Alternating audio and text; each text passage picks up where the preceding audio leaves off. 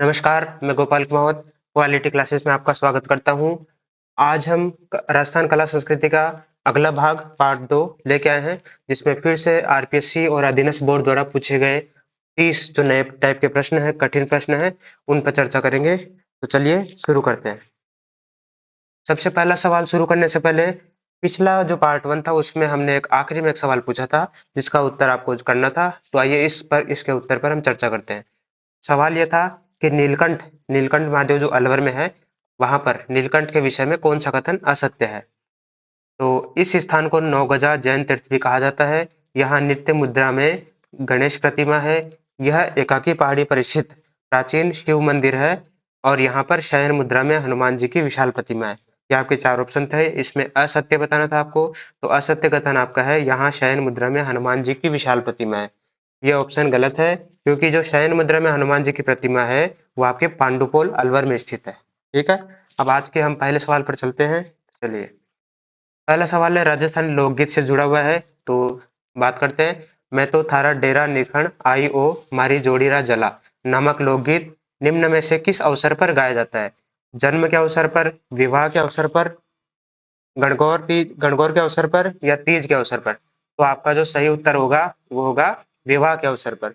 विवाह के अवसर पर यह गीत गाया जाता है। और आपको पता होगा विवाह के अवसर पर अन्य गीत जैसे जला गीत, सीठने, दुपट्टा, बन्ना बन्नी, कामण और पावना, ये सभी आपके विवाह के अवसर पर गाए जाने वाले लोकगीत है। अगला सवाल, निम्न में से किस संत को राम स्नेही की रेण शाखा का प्रवर्तक माना जाता है।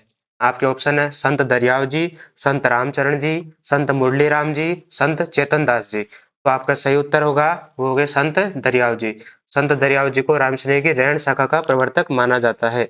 और जो संत रामचरण जी है, ये कौन थे। संत रामचरण जी जो शाहपुरा शाखा है उसके आपके प्रवर्तक थे। और इसी शाखा के, कौन सी, शाहपुरा शाखा, जिसका रामचरण जी ने प्रवर्तन किया था, इसके सर्वाधिक अनुयायी भी है रामसैनी संप्रदाय में।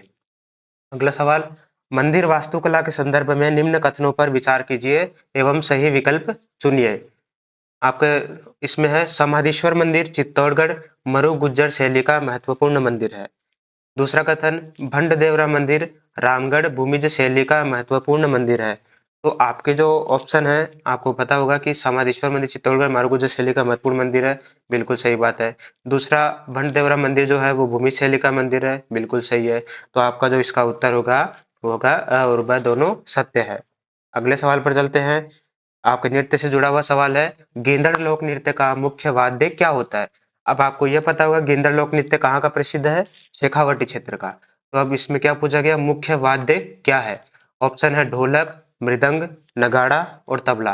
तो इसका जो सही उत्तर होगा वो क्या है, नगाड़ा। अगले सवाल पर चलते हैं। सवाल नंबर 5, निम्नलिखित में से कौन सा कथन राजस्थानी कवि केशवदास गार्डन के बारे में सही है। उसने गुण रूपक नामक ग्रंथ की रचना की थी। गुण रूपक ग्रंथ में बीकानेर के शासक राय सिंह का वर्णन है। तो आपको पता है केशवदास जी ने गुण रूपक, इसी को क्या कहा जाता है, गज गुण रूपक नामक ग्रंथ की रचना की थी। यह बिल्कुल सत्य कथन है। दूसरा है गुण रूपक ग्रंथ में बीकानेर के शासक राय सिंह का वर्णन है। ये जो ऑप्शन है ये आपके गलत है। तो इसका उत्तर जो होगा वो होगा केवल असत्य है। तो इन्होंने किसका वर्णन किया है, इन्होंने जोधपुर के शासक राजा गज सिंह का वर्णन इस रचना में किया है। सवाल नंबर 6, मेवाड़ के किस महाराजा के अनुरोध पर श्यामल दास ने वीर विनोद का लेखन कार्य प्रारंभ किया। तो आपके जो ऑप्शन है स्वरूप सिंह, शंभू सिंह, सज्जन सिंह और फतेह सिंह। तो सही उत्तर होंगे सज्जन सिंह। सज्जन सिंह के अनुरोध पर श्यामल दास ने वीर विनोद का लेखन कार्य किया था। और वीर विनोद जो रचना है इसमें मेवाड़ का प्रथम विस्तृत इतिहास है। ठीक है। अगला सवाल ये आपके सुमेलित करना है आपको। तो एक तरफ पुस्तकें दी है, दूसरी तरफ लेखक है। सबसे पहले दिया है संगीत राज, राग मंजरी, अनूप विलास और राग कल्पद्रुम। और इधर है कृष्णानंद व्यास, भाव भट्ट, पुंडरीक विठल और महाराणा कुंभा। तो आपको पता है जो संगीत राज है वो आपके महाराणा कुंभा द्वारा लिखित रचना है। ठीक है। दूसरा जो आपको पता है राग मंजरी, राग मंजरी जो है वो आपके पुंडरीक विठल द्वारा लिखी गई है। किसके द्वारा, पुंडरीक विठल। उसके बाद तीसरा जो है अनूप विलास, अनूप विलास जो है वो आपके भाव भट्ट द्वारा रचित है। और राग कल्पद्रुम जो है वो आपके कृष्णानंद व्यास के द्वारा रचित है।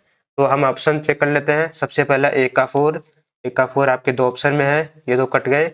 उसके बाद बी का 3 आपके ये ऑप्शन है, तो आपके ऑप्शन नंबर 3 आपका सही उत्तर होगा। अगले सवाल पे चलते हैं। निम्नलिखित में से कौन सा युग्म सुमेलित नहीं है? ऑप्शन है खुमान रासो दलपत विजय, कान्हड़ दे प्रबंध पद्मनाभ, पृथ्वीराज रासो चंदवरदाई और विजयपाल रासो नरपति नाल। तो इसमें सुमेलित नहीं है पूछा गया है, तो आपको पता है खुमान रासो दलपत विजय बिल्कुल सही है। दूसरा है कानड़ दे प्रबंध पद्मनाभ दौरा बिल्कुल सही है। पृथ्वीराज रासो चंदबरदाई बिल्कुल सही है। और विजयपाल रासो नलपति नाल ये आपके ऑप्शन गलत है, क्योंकि विजयपाल रासो जो है इसकी रचना नल सिंह द्वारा की गई थी। और जो नरपति नाल है, नरपति नाल द्वारा कौन सी रचना की गई थी? इन्होंने बीसल देव रासो।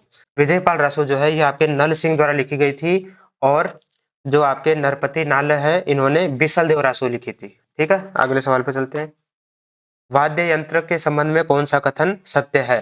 चौतारा को करताल, मंजीरा और चिमटे के साथ कामर जाति द्वारा बजाया जाता है। दूसरा है कामायचा को मांगणियार बजाते हैं। तीसरा है जंतर को मेवाड़ के राव तथा भाट लोक देवता रामदेव जी की प्रशंसा में बजाते हैं। आपको सत्य कथन चुनना है। तो आपके देखो, चौतारा को करताल, मंजीरा और चिमटे के साथ कामर जाति द्वारा बजाया जाता है, बिल्कुल सही बात है। कामायचों को मांगणियार बजाते हैं, बिल्कुल सही बात है। और जंतर को मेवाड़ के राव तथा भाट लोक देवता रामदेव जी की प्रशंसा में बजाते हैं, ये आपके ऑप्शन गलत है। क्योंकि जंतर जो वाद्य है उसको देव नारायण जी के फड़ वाचन के समय भोपा समुदाय द्वारा बजाया जाता है। तो आपके जो सही उत्तर होगा वो होगा ए और बी कथन सही है। अगले सवाल पर चलते हैं, 10वां। चित्रकला की कौन सी शैली में श्रावक प्रतिक्रमण सूत्रचूर्णी ग्रंथ चित्रित किया गया है? तो आपके ऑप्शन है मेवाड़, बूंदी, किशनगढ़ और जयपुर। तो आपको पता है कि मेवाड़ शैली जो है इसमें श्रावक प्रतिक्रमण सूत्रचूर्णी ग्रंथ की रचना की गई थी, और इसके जो रचनाकार है वो थे कमल चंद्र। और कमल चंद्र जी किसके समय में इन्होंने ये रचना की थी? तेज सिंह के समय, महाराजा तेज सिंह के समय, जो मेवाड़ के शासक थे उनके समय इस ग्रंथ की रचना की गई थी। अगला सवाल है 11वां। झमट्या और खटकद्य पात्रों का संबंध किस लोक नाट्य से है? स्वांग, गवरी, गैर और ख्याल। तो आपके जो ऑप्शन आपको पता है, गवरी जो लोक नाट्य है मेवाड़ का, मेवाड़ क्षेत्र का, भीलों के द्वारा प्रसिद्ध है। और गवरी लोक नाट्य में ये जो झमट्या और खतखद्य है ये आपके पात्र हैं। अन्य पात्रों की बात की जाए तो आपको पता है कुड़कुड़िया, राई, पाठ थोपा, ये भी आपके गवरी लोक नाट्य के अन्य पात्र हैं। अगला सवाल 12वां। अलवर में लोक नाट्य परंपरा का संगीत स्वरूप है? कहरवा, तुरा कलंगी, रतवाई, ठुमरी। तो आपका जो सही उत्तर होगा वो होगा तुरा कलंगी। तुरा कलंगी जो है वो आपके लोक नाट्य परंपरा है, और ये जो है इसके मुख्य कलाकार कौन है? शहडू सिंह और हमीर बेग। ठीक है, अगला सवाल 13वां।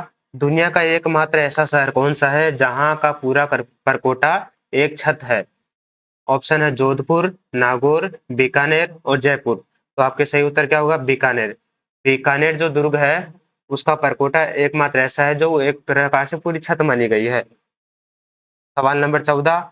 राजस्थान में पत्थर की चट्टान को तराशकर बनाया गया हाथी भाटा कहाँ स्थित है? क्या पूछा गया? हाथी भाटा।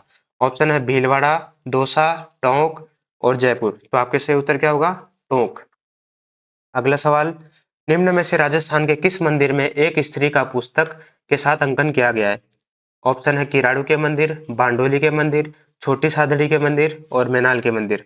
आपको यह पता है कि जो बांडोली, छोटी सादड़ी और मैनाल के जो तीनों मंदिर है वो कहाँ पर है? चित्तौड़गढ़ में। किराड़ू के मंदिर कहाँ है? बाड़मेर में। तो आपका जो इसका उत्तर भी है वो होगा किराड़ू के मंदिर, बाड़मेर। और किराड़ू का मंदिर भी कहाँ पर है? यह है हाथमा गांव, बाड़मेर। ठीक है, अगला सवाल। हिंगल साहित्य में वयण सगाई क्या है? ऑप्शन है चौपाई, शब्दालंकार, छंद, दोहे। तो वयण सगाई जो है डिंगल साहित्य में ये आपके शब्दालंकार है। अगला सवाल। मेवाड़ शैली के चित्रित ग्रंथों एवं चित्रों का सही कालक्रम आपको चुनना है। तो सबसे पहले है मनोहर द्वारा चित्रित रामायण, साहिबदीन द्वारा चित्रित मेवाड़ भागवत, साहिबदीन द्वारा चित्रित आर्ष रामायण और निसार दिन के द्वारा चित्रित रागमाला के चित्र। तो आपको पता है कालक्रम में जमाना, तो सबसे पहले जो बनाया गया था वो निसार दिन द्वारा चित्रित रागमाला के चित्र, ये आपके सबसे पहले बनाया गया था। दूसरा है आपके साहिबदीन द्वारा चित्रित जो मेवाड़ के भागवत है, ये आपके दूसरा।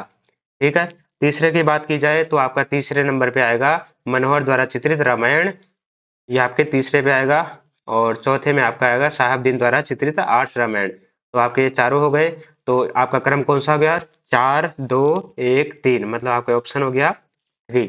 अब आपको ये भी पता होगा, आप साहिबदीन जो है कलाकार है, इस मिलता जुलता नाम आपने सुना होगा कि जयपुर में भी साहिब राम नाम के चित्रकार थे जो कि आदमकद चित्रों के लिए जाने जाते थे। और जो साहिब राम जो थे ये सवाई जयसिंह और जगत सिंह के समय में इनके चित्र चित्रित किए गए थे। अगला सवाल है, जैसलमेर के दो शिल्पकार भाई हाथी और लालू ने अपनी शिल्पकला, विशालता एवं अद्भुत नक्काशी से किस हवेली को आकार प्रदान किया, जो दो शिल्पकारों की अमर कृति को दर्शाती है? ठीक है, जैसलमेर के दो भाई कौन थे शिल्पी? हाथी और लालू ने अपनी शिल्पकला के लिए। तो आपको पूछा गया कौन सी हवेली को अमर कृति दर्शाती है? सागरमल की हवेली, दीवान नथमल की हवेली, पटवों की हवेली और सलाम सिंह की हवेली। आपको ये पता होगा कि ये जो चारों हवेलियां हैं जैसलमेर की ही है। अब जो है इसका उत्तर जो होगा दीवान नथमल की हवेली। दीवान नथमल की हवेली स्पेशली नक्काशी के लिए इसे प्रदान किया गया था। और आपको पता है पटवों की हवेली है वो राजस्थान की सबसे बड़ी हवेली मानी जाती है। और जो सालिम सिंह की हवेली है या सलाम सिंह की हवेली है, इसका जो आकार है वो जहाज के आकार का है और इसमें जटिल नक्काशी की गई है। ठीक है, तो इसका जो उत्तर था वो दीवान नथमल की हवेली था। अगले सवाल पे चलते हैं। चित्तौड़ का कालिका माता मंदिर प्रारंभ में किस रूप में था? चित्तौड़ का कालिका माता मंदिर, जैन मंदिर, वैष्णव मंदिर, सूर्य मंदिर और शाक्त मंदिर। तो इसका जो उत्तर आएगा सूर्य मंदिर। कालिका माता मंदिर पहले सूर्य मंदिर के रूप में था और इस सूर्य मंदिर का निर्माण बप्पा रावल के द्वारा करवाया गया था। अगला सवाल 20 नंबर, निम्न में से कौन सी हवेलियां मंडावा में स्थित है? लादूराम तारकेश्वर गोयनका की हवेली, राम गोपाल मदन लाल मुरमुरिया की हवेली, सलाम सिंह की हवेली, हरचंद लाल धानधनिया की हवेली। तो आपको पता है मंडावा कहाँ पर है? मंडावा झुंझुनू में है। झुंझुनू की हवेली को हमको पता करना है। तो अभी अभी हमने पढ़ा था कि जो सलाम सिंह की हवेली है ये कहाँ पर है? जैसलमेर में। तो आपके ये ऑप्शन तो आपके गलत हो जाएंगे। अब बाकी लादूराम तारकेश्वर ये मंडावा में है, बिल्कुल सही है। राम गोपाल मदन लाल मुरमुरिया ये भी सही है। और हरचंद हरचंद लाल धानधनिया की हवेली ये भी आपके सही है। तो आपके ऑप्शन हो गया अ, ब और द। अगले सवाल पे चलते हैं। कौन से मंदिर गुर्जर प्रतिहार शैली के हैं? ठीक है, चित्तौड़ के किले में स्थित समाधीश्वर मंदिर, गोठ मांगलोद का दधिमती माता का मंदिर, किराड़ू का सोमेश्वर मंदिर और जगत का अंबिका माता मंदिर। तो आपको पता है किराड़ू का मंदिर बाड़मेर में है, जगत अंबिका चित्तौड़गढ़ में है, गोठ मांगलोद का दधिमती माता का मंदिर जो है नागौर में है और चित्तौड़ का समाधीश्वर मंदिर की बात की गई है। तो ये जो तीन है, गोठ मांगलोद, किराड़ू का सोमेश्वर और जगत अंबिका माता, ये तीनों गुर्जर प्रतिहार शैली के हैं। लेकिन जो चित्तौड़ के किले में स्थित समाधीश्वर मंदिर है ये गुर्जर प्रतिहार शैली का नहीं है। ये कौन सी शैली का है? सोलंकी शैली या इसी को बोलते हैं मारू गुर्जर शैली का है। तो आपके ऑप्शन सही कौन से होंगे? 2 3 और 4। तो उत्तर होगा ए। अगले सवाल पे चलते हैं। मरु क्षेत्र में जोगी किस तत्वाद्य के साथ गोपीचंद भर्तरी, सुल्तान निहालदे आदि के ख्याल गाते हैं? कहाँ की बात की जा रही है? मरु क्षेत्र में। तो आपके ऑप्शन है जंतर, सारंगी, एक तारा, रावण हत्था। तो आपका सही उत्तर क्या होगा? सारंगी। अगले सवाल पे चलते हैं। राजस्थान के किस लोक देवता ने अपनी पत्नी की प्रेरणा से योग साधना की दीक्षा ली? बाबूजी, मल्लीनाथ जी, रामदेव जी, हड़बू जी। तो आपके सही उत्तर क्या होंगे? मल्लीनाथ जी। मल्लीनाथ जी ने पत्नी की प्रेरणा से साधना दीक्षा ली थी। राजौरगढ़ में मथान देव द्वारा निर्मित प्रसिद्ध मंदिर किस देवी या देवता को समर्पित था? शिव, विष्णु, सूर्य, महिषासुरमर्दिनी। तो इसका जो उत्तर है वो है शिव भगवान को समर्पित था। और इस मंदिर को आपको पता है कि इसे नीलकंठ महादेव मंदिर भी कहा जाता है, जो राजौरगढ़ अलवर में स्थित है। अगला सवाल, संत लालदास के संबंध में निम्न कथनों पर विचार कीजिए एवं निम्नांकित में से सही विकल्प चुनिए। आपका पहला है संत लालदास आजीवन अविवाहित रहे। दूसरा, संत लालदास की मृत्यु के पश्चात उनके समाधि स्थान पर मंदिर का निर्माण करवाया गया। तो आपको पता है संत लालदास जी आजीवन अविवाहित रहे, ऑप्शन गलत है क्योंकि इन्होंने विवाह किया था। संत लालदास जी की मृत्यु के पश्चात उनके समाधि स्थान पर मंदिर का निर्माण कराया गया, यह बिल्कुल सही कथन है। और इनका जो समाधि जो है वो कहाँ बनी हुई है? शेरगढ़ अलवर में। तो आपका ऑप्शन हो गया केवल ब सत्य है। अगला सवाल, चित्रकार नानक राम, रामनाथ और जोशी सवाई राम किस चित्रकला शैली से संबंधित है? अलवर, किशनगढ़, बीकानेर, नाथद्वारा। तो सही उत्तर क्या होगा? किशनगढ़। ये सारे चित्रकार किशनगढ़ शैली से संबंधित है। अगले सवाल, अर्थूणा के महामंडलेश्वर मंदिर का निर्माण किस राजवंश के द्वारा करवाया गया? चौहान, प्रतिहार, गुहिल, परमार। तो आपके सही उत्तर क्या होगा? परमार। और जो अर्थूणा के महामंडलेश्वर मंदिर है ये कहाँ स्थित है? बांसवाड़ा में। अगले सवाल पे चलते हैं। गणगौर पर्व के दौरान गाए जाने वाले गीत में गिंदोली का नाम प्रयुक्त होता है और यह गिंदोली कौन थी? ऑप्शन है रावल सातल की पुत्री, बहादुर शाह की पुत्री, अहमद शाह के सूबेदार महमूद बेग की पुत्री और मालाने के शासक मल्लीनाथ की पुत्री। तो आपके सही उत्तर होगा अहमदाबाद के सूबेदार महमूद बेग की पुत्री थी कौन? गिंदोली। अगला सवाल निम्नलिखित में से कौन सा युग्म सुमेलित नहीं है? बाणगंगा वैशाख पूर्णिमा, बेणेश्वर माघ पूर्णिमा, डिग्गी श्रावण अमावस्या और कपिल मुनि कार्तिक अमावस्या। तो बाणगंगा आपके जयपुर में है और यहीं पर आपके वैशाख पूर्णिमा का मेला लगता है, ये सही है। बेणेश्वर माघ पूर्णिमा लगता है, पिछले वीडियो में भी हमने पढ़ा था, बिल्कुल सही है। और कौन सी नदी? शाम सोम जाखम और माही नदी के संगम पर। और डिग्गी श्रावण अमावस्या ये भी बिल्कुल सही है। डिग्गी कहाँ पर है? टोंक में है। और कपिल मुनि का जो मेला है ये आपके कार्तिक अमावस्या को नहीं बढ़ता, ये गलत ऑप्शन है। ये कहाँ कब बढ़ता है? ये कार्तिक की पूर्णिमा को बढ़ता है। और कहाँ पर? बीकानेर में। अगले सवाल पर चलते हैं। कौन जयवंश महाकाव्यम का लेखक है? ऑप्शन है श्री कृष्णराम भट्ट, सीताराम भट्ट परवणिकर, अंबिका दत्त व्यास, मधुसूदन ओझा। तो आपका जो सही उत्तर होगा वो होगा सीताराम भट्ट परवणिकर।